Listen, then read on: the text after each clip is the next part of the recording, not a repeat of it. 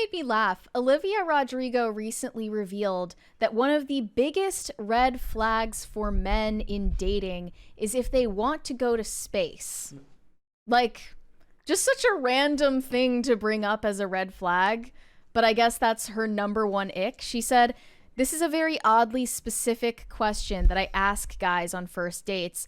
I always ask them if they think that they would want to go to space. And if they say yes, I don't date them." I just think if you want to go to space, you're a little too full of yourself. I think it's just weird. Yeah. Well, I'm as far as shit tests go, this might be the worst I've ever heard.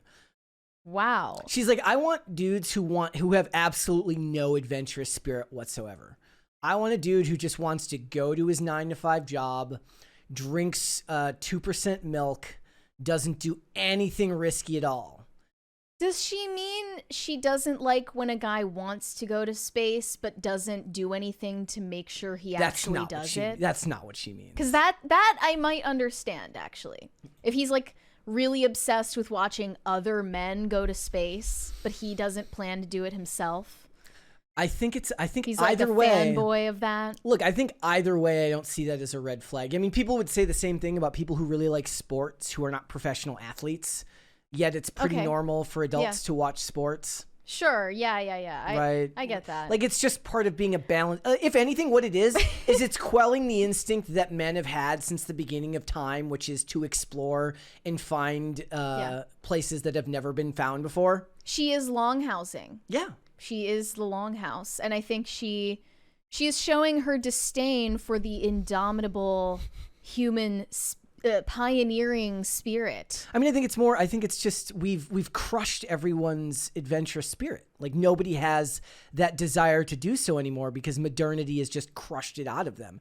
Go to your 9-to-5 job, work your regular hours, don't take any risks. You're never going to own a home anyways. Go back to your apartment, eat your what were you talking about? Your bugs, your cricket meat. I don't know. I that made me really sad. I actually tweeted about it. Yeah, this was your take, actually. Yeah. The innate male desire to explore and discover the undiscovered is now a red flag. Like, that should be the ultimate green flag. Like, at the very least, even if you're not going to actually do it because you got to go to your job and pay your bills, the fact that you would want somebody who doesn't even have the desire to is crazy. Yeah, I think that it's, again, the birth control. Oh, yeah. It is the birth control. It all comes back to that damn pill that is making women attracted to effeminate men. And it is a very effeminate trait for a man to not have higher aspirations, whether it's space or something else, climbing mountains, whatever. Like, she's like, I want a guy who doesn't want promotions. I want him to just stay where he is. Right? Don't take any risks. Right? Like, what would be the male equivalent of this? Like, what would a man say that you just be like, bro, are you gay? Like for women? Yeah. What would be the male version of this? Like, she needs to make more money than me, or I just don't date her. He's like that's a red flag. He's like, I'm the prize. She better, she better, like, he's like, I'm not dating a woman unless she'll take me to dinner. All of these takes are giving me the ick, but I think some of this might be throwing shade at Elon Musk without naming him explicitly. One person said, Elon Musk has single-handedly made wanting to explore the stars a loser trait. And I think we need to collectively, this is this person saying this, not me, collectively beat him with rocks because of it. They think that Elon Musk himself single-handedly made space travel cringe. Therefore, no man can be interested in it, or else they're a red flag too. What if she had said, like, I don't want to date a guy who wants to set random nautical records, like sailing the earth in however many days, right? Like, because she says it's about being full of themselves, right? Yeah. But isn't the idea that, what's the phrase? Like, a man's reach should exceed his grasp, right? Yeah. Like, you should always be looking for just a little bit more. Thank you, lest guys. you fall into some type of trap. Third crisis party of the day. They're eating the dogs. They're eating the cats. Eat the cat. Eat the cat. Like, what if the guy? Okay, so what if a male celebrity was like, I don't wanna date a pop star who's doing arena tours. I only want to date a pop star who's doing regular shows. What if some guy that she was dating asked her on a date, you know, do you really want to hand out birth control and lube to your preteen underage audience, Olivia? That's kind of an ick and a red flag for me.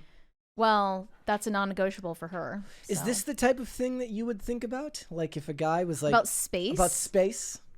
Okay. Okay, let me rephrase. let me rephrase. Is this the type of thing where you would clock a dude who doesn't know how to exceed what he's normally capable of? Like he has no ambition, right? Yes. Is there like a question you would ask to try to clock that? That seems to be what she's doing here, except for she's looking for the opposite. Right, she is looking specifically for a man that she can upstage in every facet of life. Yeah. Probably because she has her own self-esteem issues and doesn't want to be, you know, a sidekick. Even though that's not how you should think about those things. No, it's a partnership. It's a toxic outlook. But yeah, I mean, I think that most people obviously are mediocre and unremarkable, but and that just goes with the territory that's mathematically impossible for everyone to be unique and exceptional. But you know, at least most people who are unremarkable do aspire toward remarkable things. It's so funny because everyone has dreams, and if a man doesn't have any aspirations, or he has aspirations that he can't make himself move toward with real actions, of course that's a terrible sign, and it is emasculating. I have actually at certain points, though, you know, given what we do, the goal is always to grow the show, to do better, to find ways to reach a new audience. I want this show to be the best that it can be. But there are definitely days, it's not usually related to the show itself, but me, especially if it's on a day when I have to like look back at clips we've done, or I have to edit stuff, which forces me to look back at my own work. I'm like, you know what? I'm not that great at talking, and I'm okay with that. There's a difference between like thinking about ways that you could improve and not trying to improve. So usually for me, it's got more to do with people who record their videos pre-recorded, as opposed to what we do, which is live, which is like, I'm always, no matter what we cover, right? If we cover something, no matter what we talk about, I always think afterwards, we could have talked about this aspect of it. We could have talked about this. I'm always looking to, you know, judge my work harshly, which should theoretically lead you to greener pastures, and you should get better as you're going if you're not just dropping content and being like, okay, it's fine. But for me, that usually comes back to how I perceive my own work on camera, which is like, look, I try to look at other people in the space, and then I'm judging my own work based on how good they are, not really always recognizing that ours is live and a lot of theirs is pre-recorded. So this is just one area of life, but it's innate to not want to just accept what it is for what it is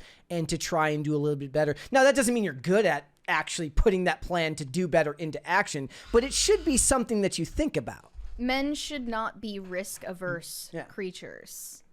That is something very essential, actually, to the distinct female and male natures. Women are risk averse. Yeah. Women are the more neurotic sex. And they want safety and security.